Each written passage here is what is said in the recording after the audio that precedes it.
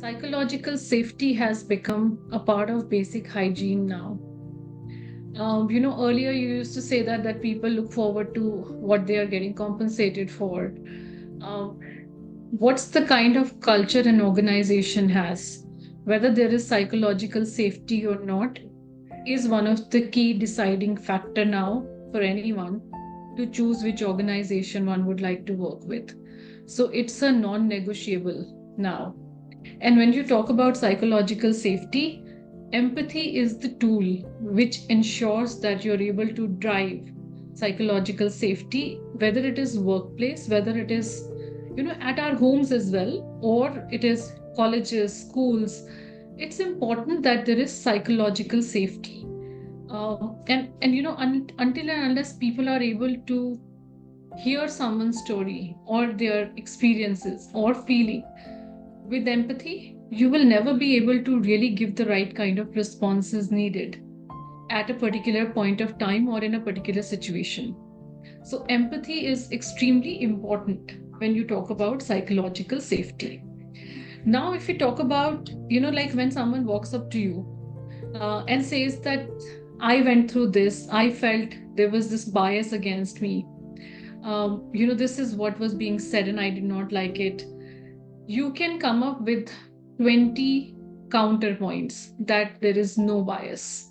You can give 100 rebuttals. But what the person wants to hear is, whether there was an intentional bias or not.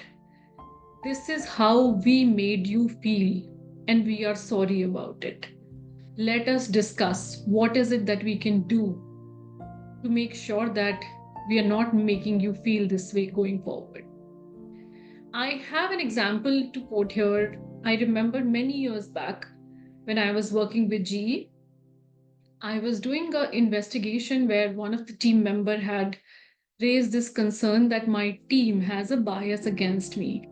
They go out for their tea and coffee breaks, they don't ask me. They go for their lunch break, they don't ask me. And when I was doing an investigation, I spoke to the entire team. Some of them were like, but whenever we ask, she never wants to join us. So we've stopped asking. And, the team members had, but she herself doesn't ask us, those kind of discussions and pointers coming up. And then eventually, when I called the team manager, he had a 15 members team. And I said that this is what one of your team member has raised, and I was ready with my points, that what I inputs, feedbacks that I need to give to him. He just said one line: if this is how we made her feel, it should not have happened. We take full responsibility, and it's our responsibility to make sure that she feels included. So once that was being said, it just became easy for one to say that you can solve for problem that has happened. And when you are coming from the standpoint of empathy, you're actually able to solve for such issues. And so, empathy absolutely is very, very critical.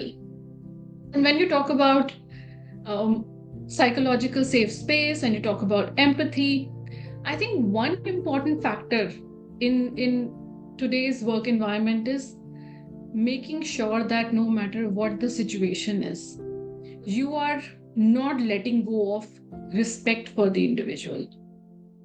You can have situations where the team manager has to pull people for performance, but that is also not an excuse for somebody to be disrespectful towards anyone in the organization. For performance, you have tools. You have to define KRAs very clearly. You need to do your reviews from at a certain frequency. You share the feedback, you share documented feedback. If there is problem, you can go for performance improvement plans. You can go for coaching conversations. There are tools available. But there is absolutely no need anywhere for anyone to be disrespectful towards anyone because the person is not performing. I have been part of a conversation where we were separating in one of my previous organizations. We were separating with an individual for consistent performance issues. This individual was our representative in Srinagar, And we had a 4 hour discussion, three people from our side who were sitting with him to negotiate and discuss that it's not working out. Let's just, agree on that. We have tried enough, we have tried everything. It's not working out. 4 hours of that discussion. After that, we ended the conversation where this person told me that, I have a big house in Srinagar, ma'am. Why don't you visit sometime?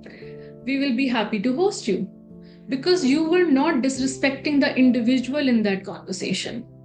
The conversation was about how much value you're bringing to the table right now is not working out for the organization, right?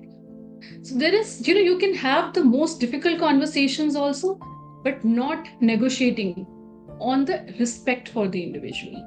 And that's how you will be able to build the psychologically safe space where everyone can stand up and talk about, this is how I felt when you said this, or this is what you made me feel. It's important. And when you talk about how women can build a psychologically safe space and how we can do it for women, as I said in the beginning, it has nothing to do with men or women. Women deserve equally psychological safe space as men do. Women naturally bring more empathy to the table. Men, it is believed, don't. But it's not like that.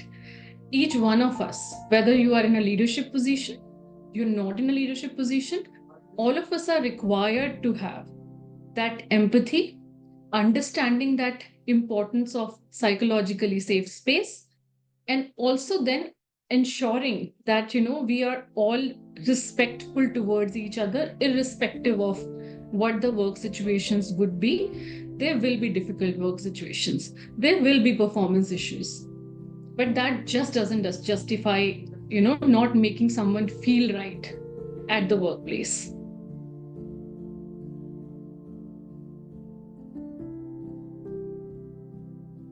I think there is no you don't have an option there, basically. You don't have an option, you don't have a choice. I think with the current, earlier times, I think I have been in workspace for 20 years now. And I personally think that I have been, whichever generation you want me to connect with, I can connect with that generation.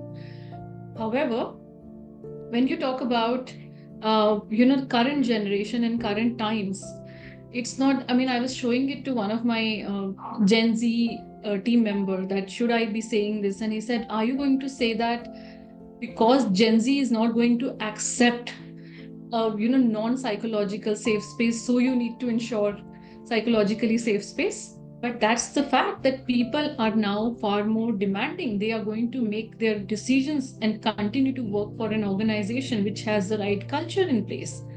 So for one to ensure that your business is doing what it is meant to be doing, you need to have right people in place.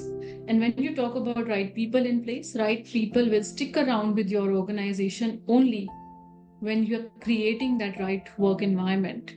And empathy has to be there with every leader, and you have to have that that you can feel that what you are doing to someone else, or what you're saying to someone else, if tomorrow you are in that situation, how would that make you feel, and be acting in the similar fashion, required way that you would like someone else to treat you, you need to be treating them in that manner. So empathy is non-negotiable now. I will And go. it is irrespective of women leaders, male leaders, juniors, seniors. You're in a position of power, or you are somebody who is going to be executing. Everybody has to be empathetic. It's not acceptable that a leader talks to anyone in a disrespectful manner. It is not acceptable if someone junior talks to their colleague in a disrespectful manner.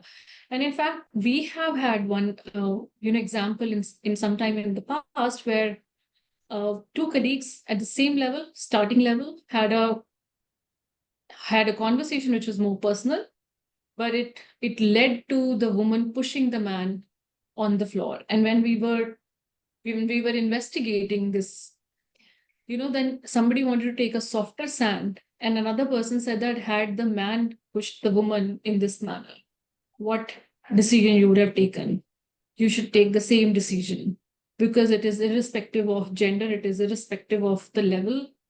Everybody has to be respecting other person.